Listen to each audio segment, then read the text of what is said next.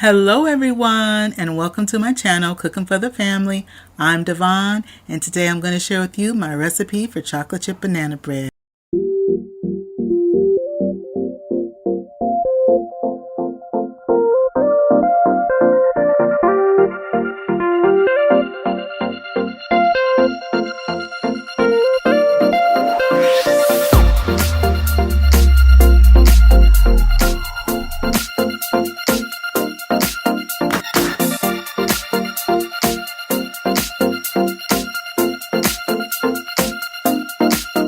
So these are the ingredients that I'm going to be using. I'll also have a list of ingredients in the description box below for your reference, but I'm going to share with you and show you how I take these ingredients and put them together to make this awesome banana chocolate chip bread. So first in my bowl, I'm going to be putting in my dry ingredients, and I'm also going to share with you the best bananas to pick, how to pick really great bananas for the perfect banana bread. Now for my flour, I like to scoop my flour into my measuring cup. This helps to make sure I don't have too much flour in my cup and flour doesn't become packed into my measuring cup. And so scooping it, and then I go ahead and level it off and put it in my bowl. Now when it comes to my flour, I'm using unbleached all-purpose flour, and I'm going to be using 2 cups of flour. And I do that same method of scooping the flour into the measuring cup. I level it off and then go ahead and dump it into my bowl. And so next to the 2 cups of unbleached all-purpose flour, we're also going to be adding in some salt. And this is just regular table salt, and I'm going to put in 1 teaspoon of regular table salt. Now if you are new to my channel, I want to welcome you in, and if you're a returner, I want to thank you for coming back. Love sharing what I cook and bake for my family in my kitchen. So I hope you enjoy the content and consider subscribing. Now next I'm going to put in some baking soda, and this is our leveling for our chocolate chip banana bread, and I'm putting in 1 teaspoon of baking soda. So far in our bowl we have the 2 cups of flour, 1 teaspoon of salt, and 1 teaspoon of baking soda. I use my wire whisk. I whisk everything around to make sure everything is nice and well combined, our dry ingredients.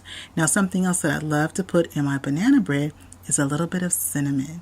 I put cinnamon in even though I'm using chocolate chips. Whether I use chocolate chips or if I'm putting pecans in it, I always like to put some cinnamon, and so don't tell anybody that's my little secret ingredient. So I put in some cinnamon, and that's a 1/2 teaspoon of cinnamon.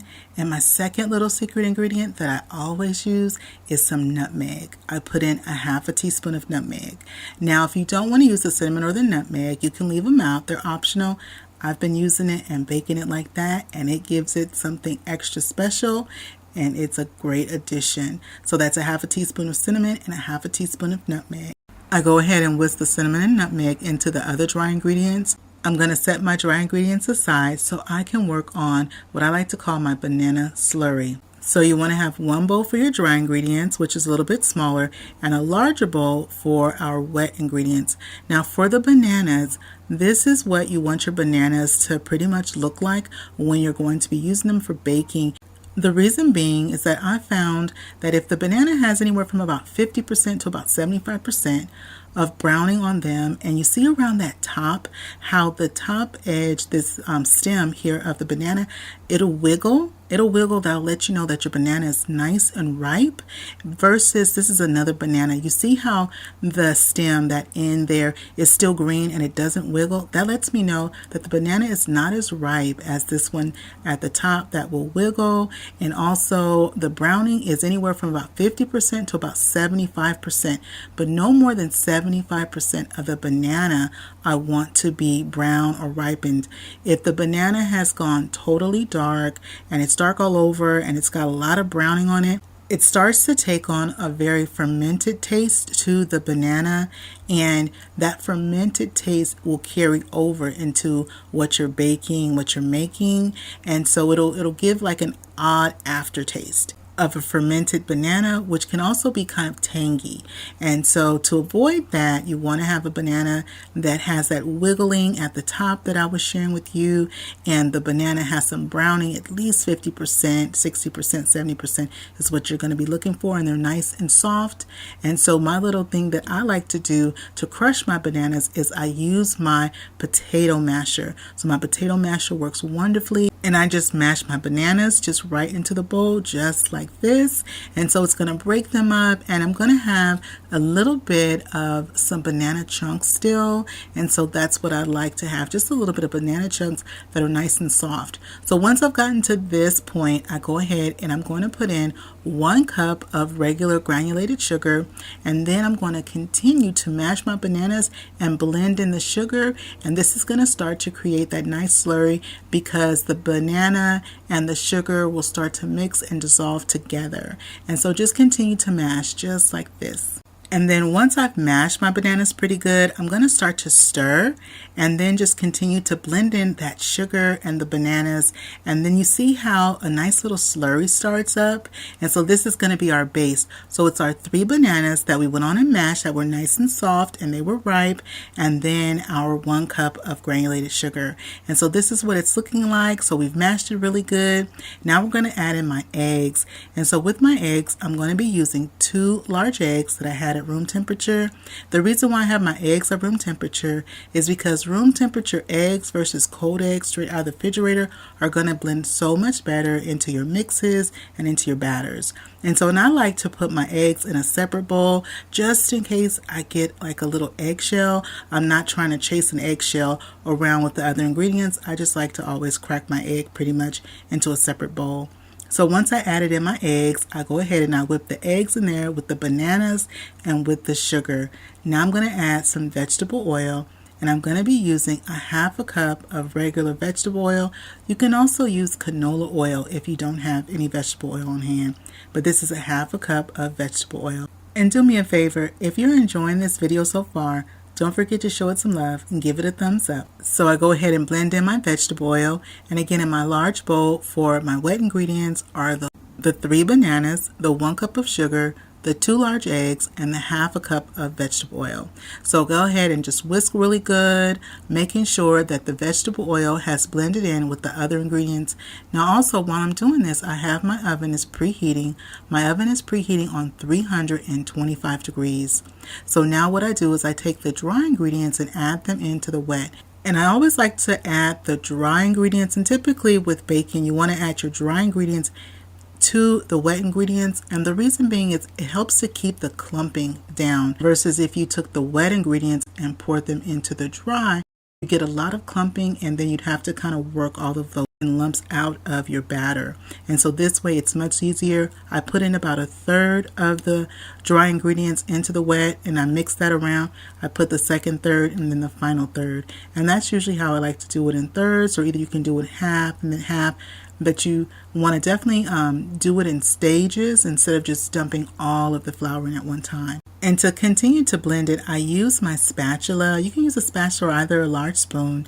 And then I just go from the bottom to the top, folding everything over. And this is what you want your batter to look like. You're going to have those little chunks in there from the pieces of the banana. So now we're going to put in some semi-sweet chocolate chips. We're going to be using a total of 1 cup. I put in 3/4 of a cup is going to go into the batter, and we're going to reserve about 1/4 of a cup is going to go on the top of our banana bread. Now I also like to put in just a little bit of flour, just about a teaspoon of flour that I added to those semi-sweet chocolate chips. And I like to add that little bit of flour because it really does help the chocolate chips not to all sink to the bottom when you bake them in your breads and in your cakes. And so just putting a little bit of flour and let that flour kind of cling to those semi-sweet chocolate chips. And then as you see, what I do is I just go ahead and I fold my spatula with the chocolate chips over just like that and have them through. Now you can definitely add more chocolate chips if you want, but about 3/4 of a cup is what I use on the inside and that 1/4 a cup on the outside. So I have my 8x5 pan, and you can use either an 8x5 loaf pan or a 9x5 loaf pan. This one here is an 8x5 loaf pan, and I've sprayed my pan with some non-stick spray. You can also use just some butter and flour. You can also use that. And so it's going to bake at 325 for about 1 hour to 1 hour and 10 minutes. I like to check it at around 45 minutes to 50 minutes just to see how it's doing. And it is done when you take a tester like a toothpick or a cake tester, you test it in the very center in a couple of spots, and when the tester comes out clean, you know it's done. Now when it comes out clean, if you have a little bit of the banana that's on your tester, that's why I like to test it in a few different areas in case I ended up getting like some banana on my tester. So test in a few different areas, but you do want it to come out clean to make sure it's nice and done. So my banana bread is out of the oven. It has baked for 1 hour and 5 minutes. It is a beautiful rich color on top. Those beautiful chocolate chips have baked up nicely on top of the bread. And so once this is cooled, and it's, I let it cool for about maybe 15 minutes, and then I'm going to turn it out. It's still pretty warm actually, but it's not oven hot, but it is still pretty warm. And when I take out my breads and my cakes, I like to do it in one quick, swift motion.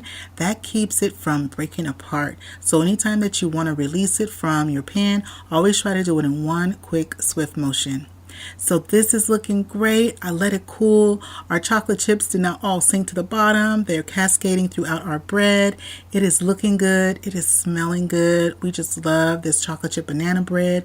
I'm going to give y'all the first bite. Go ahead and take your bite. Now I'm going to take my bite. This banana bread comes out so good, y'all.